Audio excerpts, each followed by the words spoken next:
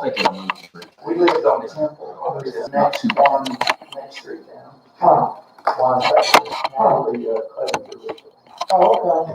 Was he gonna, man, he lives out in Colorado, and he went down there more. How long has he gone? Video. Me and Shannon out falling out last year, I think. Last year,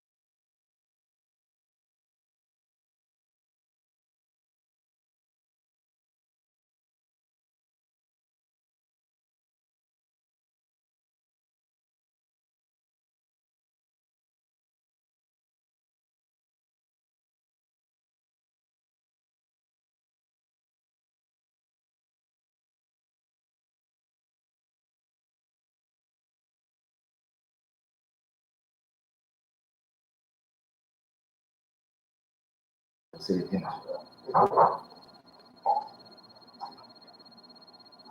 he needs a county manager. Yeah, county manager, in Henderson County, is resigning, isn't I didn't know Steve, is he really? he? Mm-hmm. Is he retiring or? He retired. Yeah, he's been there a long time. Yeah. Hello. Come on in, Tammy. So I'll just introduce you now. So this is Tammy Holland, our new finance director. She has got about 20 years or so of experience in accounting and has worked for at least 3 or 4 different municipalities. And she is excited to be here. Yes, I am very excited. Glad that I got the opportunity. Yeah, we're glad to have Wells.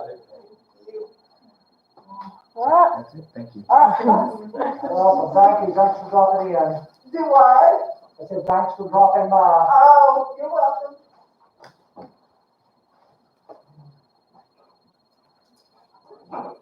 No, I did not hear that he was retiring. Yeah, and I think, John Mitchell would very much like to become I'm sure. the county manager. I like John. John did a good job.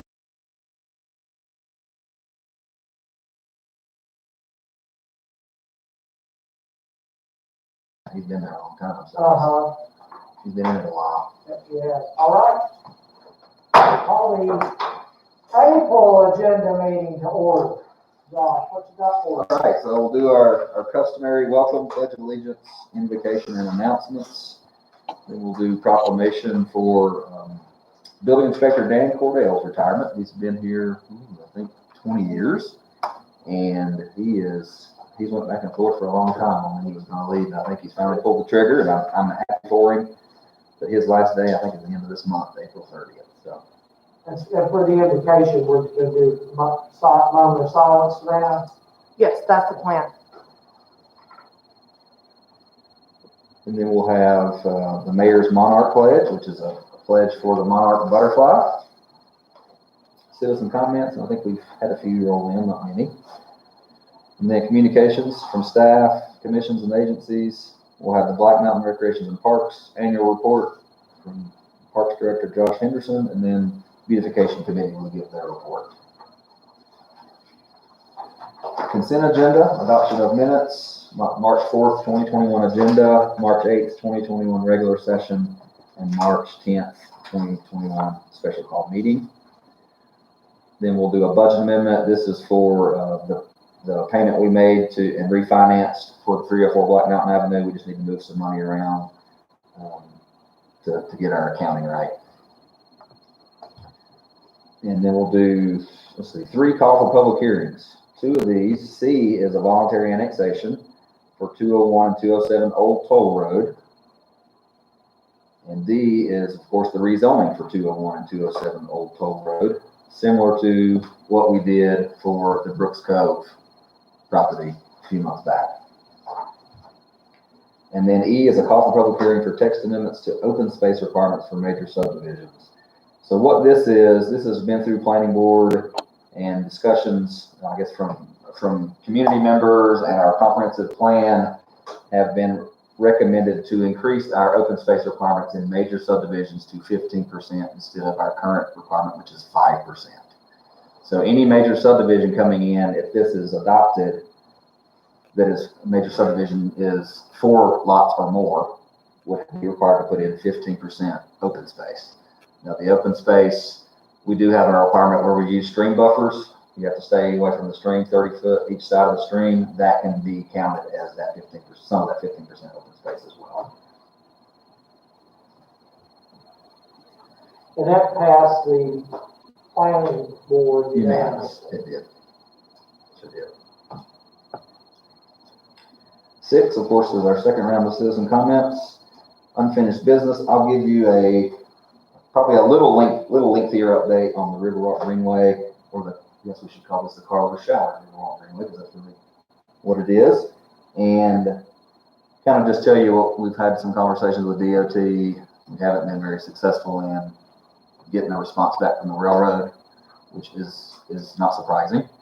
But I will give you an update on what we've done so far on the River Walk Greenway, getting our information on that proposed alternate route. And then new business. The first one would be the Black Mountain Library Garden proposal. I know Ron and I talked about this a number of times back and forth, and I guess it's kind of a chicken and the egg thing. Who decides first, us or the library board?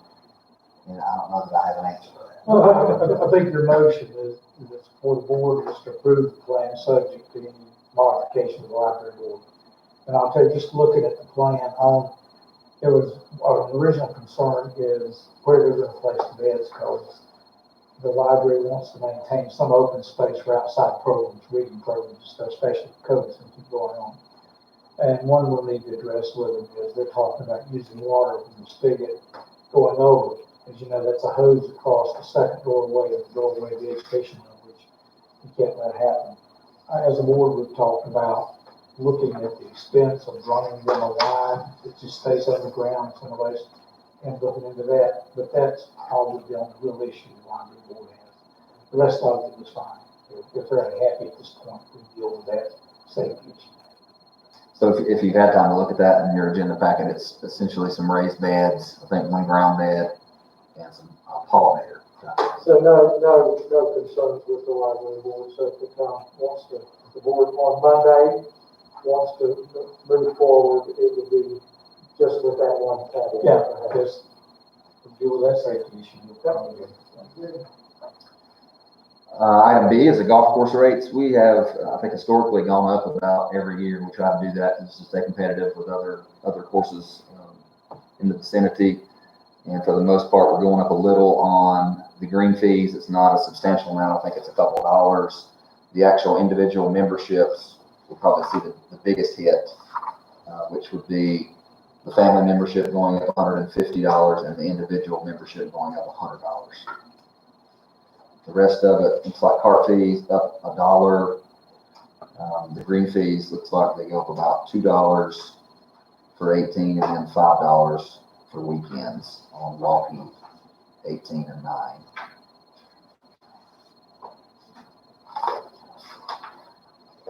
And then we've got some, if you've looked at it, there's some information in here that shows the other courses in the general area and what they're charging. Item C is the golf cart purchase or lease. So the golf carts we currently have that we're using over there, I think were purchased in 13, so they were probably 2012 models. So they're getting near to 10 years old.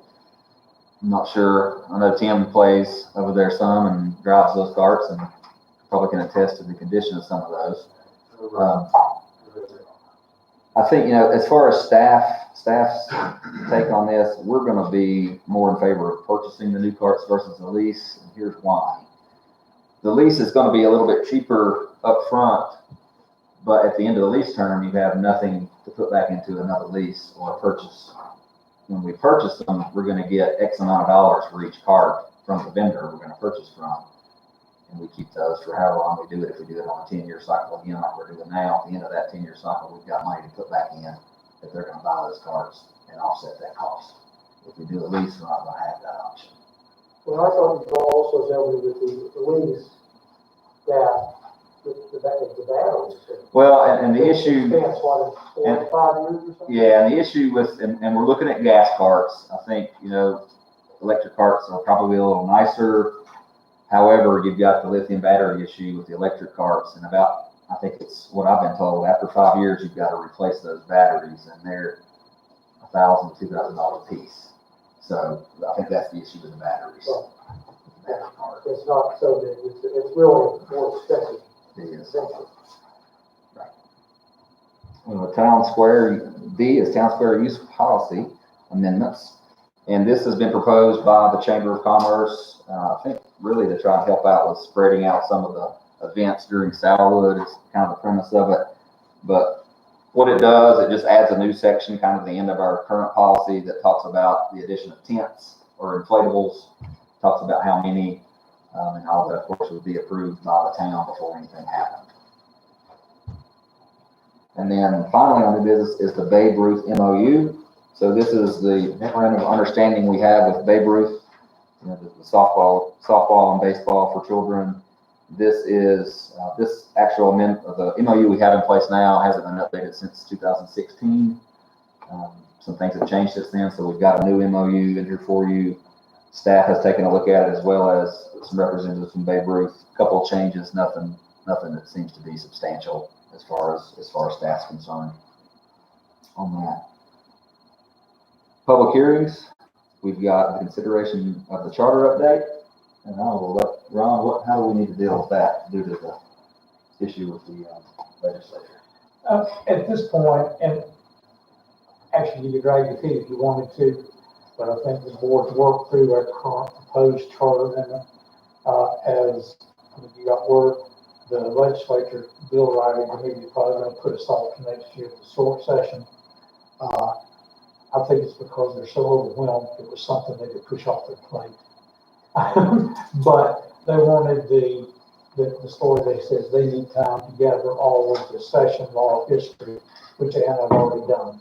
So, but nonetheless, the legislature, they put us over until the short session would consider rewriting charter.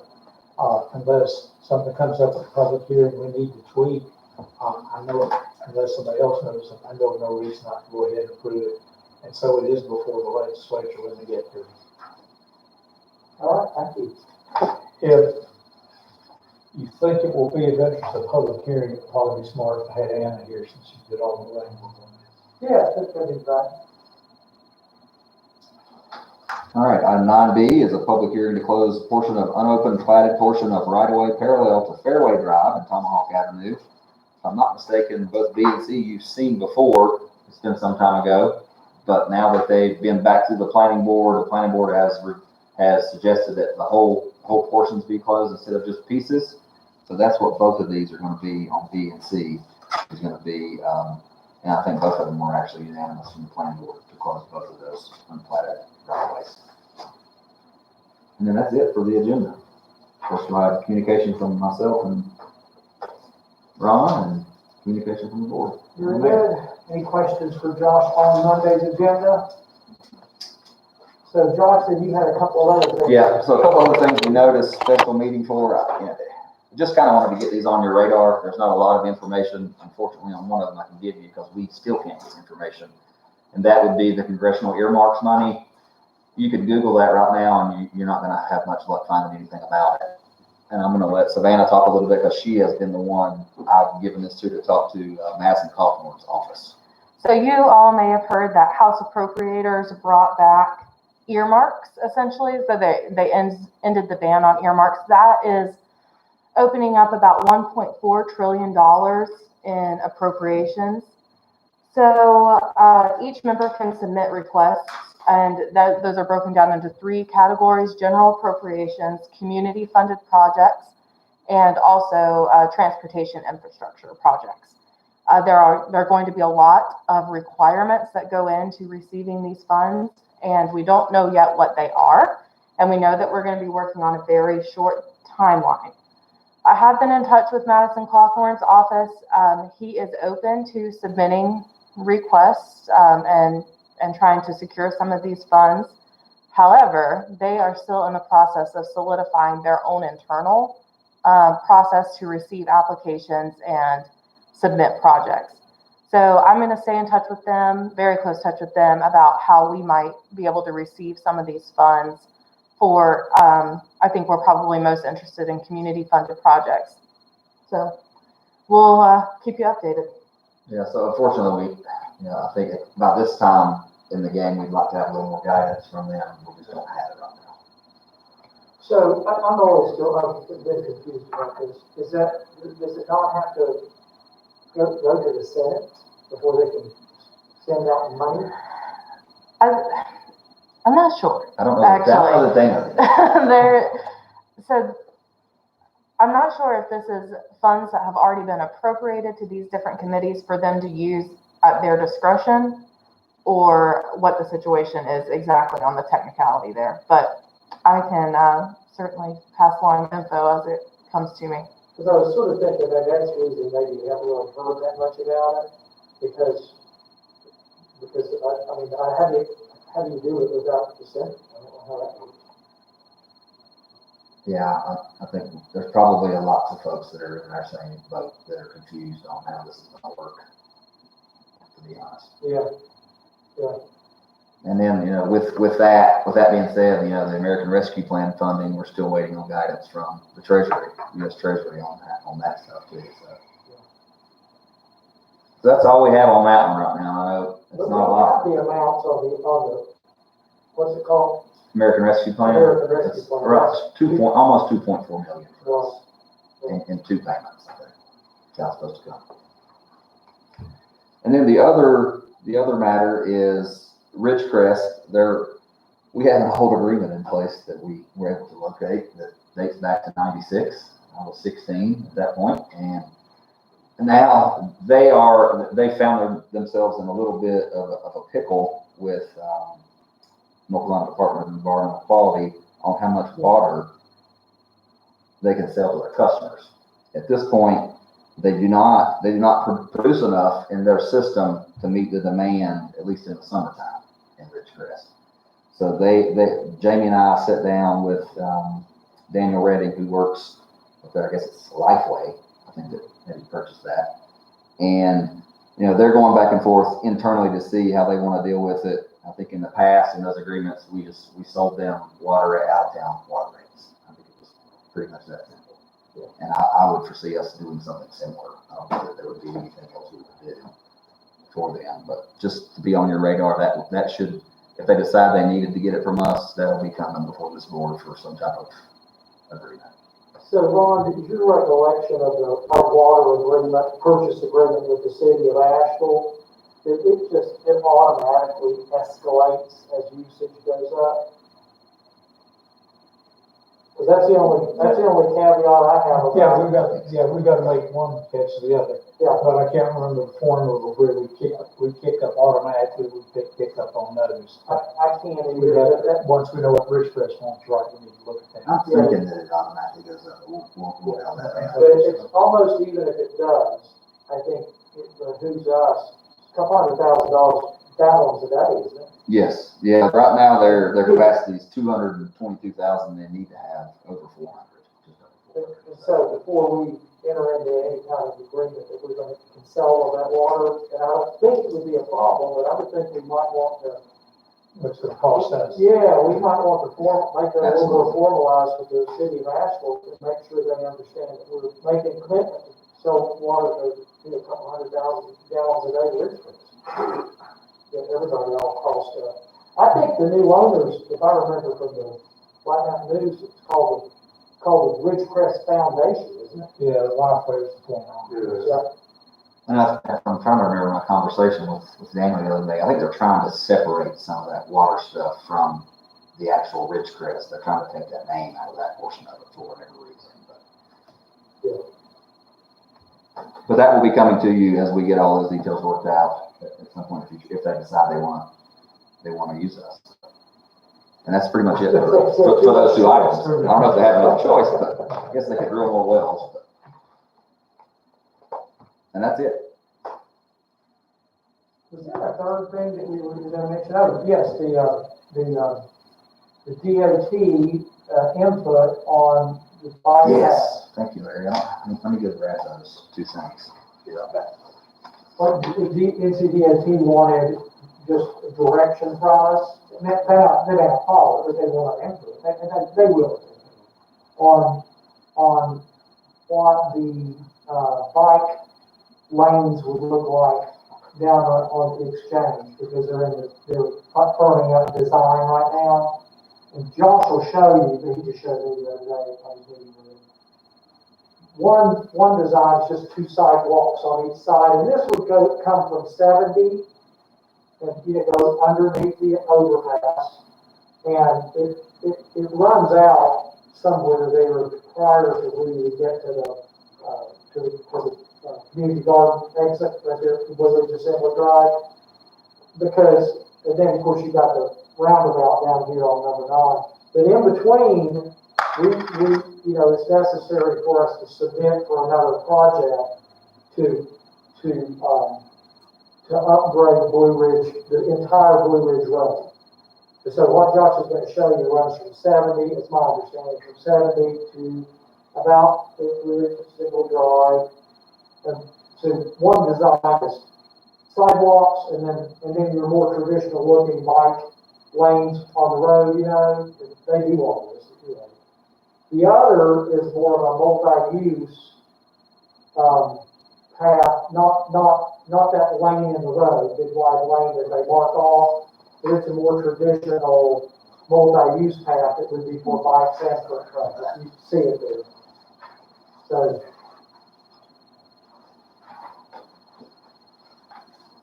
So when they saw the plan for the Blue Ridge corridor, what did it indicate to Catherine? I don't think it would have had this much detail on it. It may have, I can't remember what it looked like. But this probably didn't, because this is why they're bringing this to us. They're starting to get more into the final detail of it and so forth. So if you look at these two drawings, one of them is going to show bike lanes on both sides, a sidewalk on both sides. The other option is going to show no bike lanes, a sidewalk on one side, and a multi-use path on the other side.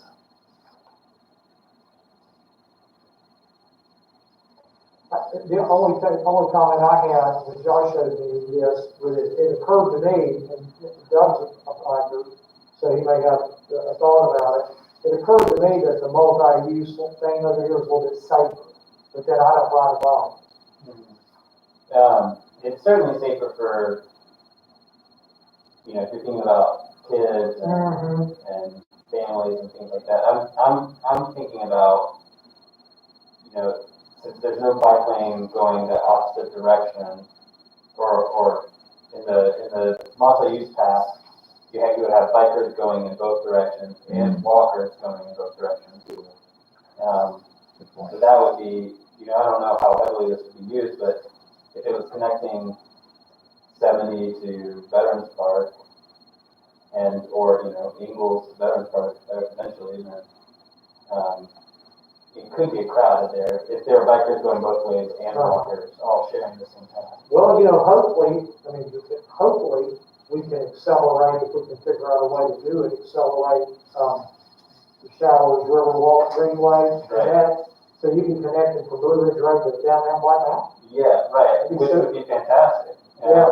So it could be a good bit of traffic. Right. I mean, I'm hesitant to ever discourage a multi-use path because I think that's pretty much as good as you can get. Yeah. But it would concern you to have both traffic and no additional sidewalk. But yeah, I think probably the safer option for families and kids and stuff like that to encourage, thinking about families using this as a place to ride bikes and stuff. You do have a sidewalk on the other side though, and I guess it depends on how you can access that sidewalk. Right. As to how useful it would be, the two-way traffic and so forth. Certainly could access it from the, going into, Veterans Park. and so Right. forth. So this would be, the multi-use path would be on the opposite side of the road as Veterans Park? I think we could probably figure that out later. I don't know that, I wouldn't take this as being the set, either one of these being a guaranteed, but I think they just want to know our preference at this point.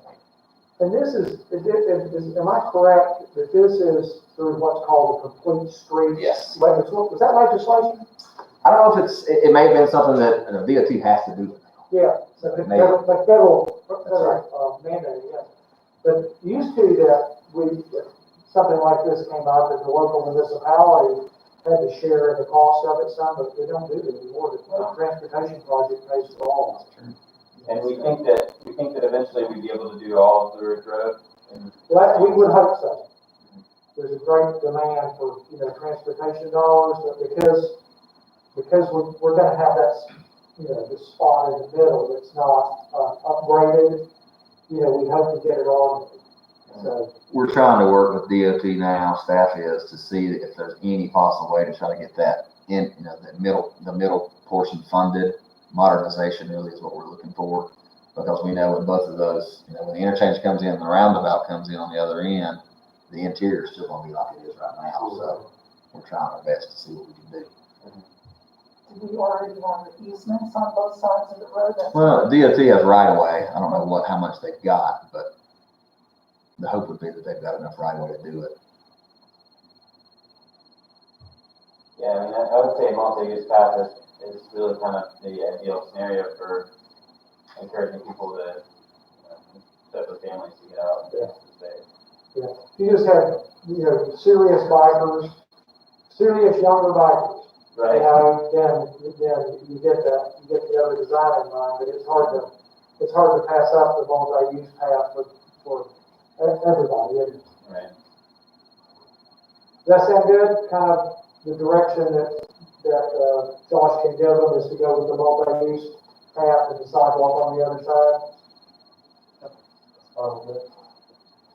Oh, Ron, would you like something different? I would go the other way. I'd bicycle to Veterans Park and I can't say anything. I would say that if they could put the multi-use path on the Veterans Park side. That would make most sense. Yes, it would. I agree. So what we want to do, and I guess you haven't had a chance to talk to Trish. I have not, but I What we want plan to to do, tomorrow. this is, probably doesn't even come out on Monday because we don't know. But actually, we've said this before in public too, that, the working on, Showers, Riverwalk, always has made a lot of sense because there's just not, we don't have any impediments to completing that, and it gives us a downtown connection over to Veterans Park and now into Blue Ridge Road. And so we, about 2 years ago, something like that, we combined the projects. We didn't have that approved, and then we got it approved, and then we combined them. And now that they're combined, we don't know what has to be done, because there's this requirement that you've got to have so much engineering done before you can start construction. And because of the delays with everything that's going on here, trying to use the Hemp Hill property and whatever else, and the railroad, that's gonna be slow. So, perhaps we can ask the MPO to do a change of, what did I call that? Change of, we did one in essence, the executive committee of the MPO, change of plans or something, it's a change of, scope, change of scope. And if we can do that, and then the engineering, getting everything done over there would be pretty quick.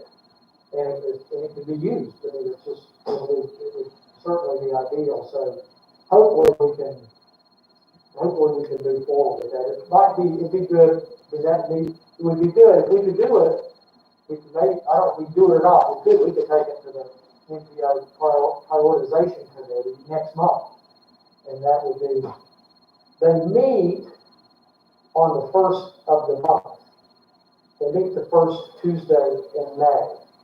And so if you could speak to him, and it would be good for us to get that on the agenda, we could modify the agenda and vote on that Monday, if that sounds agreeable to everybody. We're not really changing anything, except trying to get started on that part of it, which we're kind of, our hands are not doing anything right now. So, yeah, just echoing what the mayor just said. So the issue with having it as one project is, now that we've hit those hurdles on the section, essentially from 70 to 9, if we end up changing routes, we're going to have to go back through all the engineering, all the National Environmental Policy Act requirements. So it's just going to take time. If you split them, then, the section that runs from 9 to Veterans Park, we could go ahead and get started on, and the other portion would be continuing to be worked on. Now, what that does do is it's required to double for everything, right? Because now you're splitting projects, so you've got double the submittals, double the reviews, and so there is some other factors to think about too. But in order to get stuff done, I don't know how long this is going to take to deal with the railroad, just to be honest. It's my understanding too that the railroad, they're really picky and would, don't. They typically don't give at-grade crossings. They don't like to do that. If they do that, they like to take one away somewhere. That wouldn't discourage us from completing the other project, would it? I don't know if I follow you, but I don't think so. You're talking about the section that we've run into with the. What I'm saying is, by keeping them together, maybe there's more incentive to keep pushing as hard as we can. And if we separate, then we can just kind of push that one off. I don't think that's the case, but. I don't think so. I mean, we're going to be, we're kind of tied into the money now that we've started spending it. So we're going to have to get, both sections done. Kind of in the money, and this is the group that decides right here. Sure. So, I don't see where that's really an issue, but, I think that's what anyone in town who has any interest in it, they also want it. I don't think there's any group out there that I'm aware of that's pushing that on. Yeah. The railroad. When we first started this back in 2014, when we first got this money from federal highways through this STPDA funds, that was the section from 70 to 9, and that's where we stopped. Now, after I left and Jessica was hired, the board made a decision to go ahead and pursue that second phase from 9 to Veterans Park and put it all together. Yeah, that hasn't been that terribly long ago. It's been within 5 years. Yeah, that's probably 3 years ago, Yeah. 3 or 4. Because I actually thought it was, I thought it was still part of the project, frankly. Found out that it wasn't. Kind of came to light when the hotel built. That we didn't have to get that. And unfortunately, got the money pretty quickly. Is the state releasing any money on that now? I mean, they said that they stopped back in the pandemic time, but I think they've got money now, don't you? I think they do too, because I know there's a couple other divisions that are close. For example, Morgantown, I know they released some money for them to do some work. So. All right. Anything else for Josh? I thought it was gonna be a long time tonight. I told Savannah 5:30 to look at If not, me either. We'll see you Monday. that.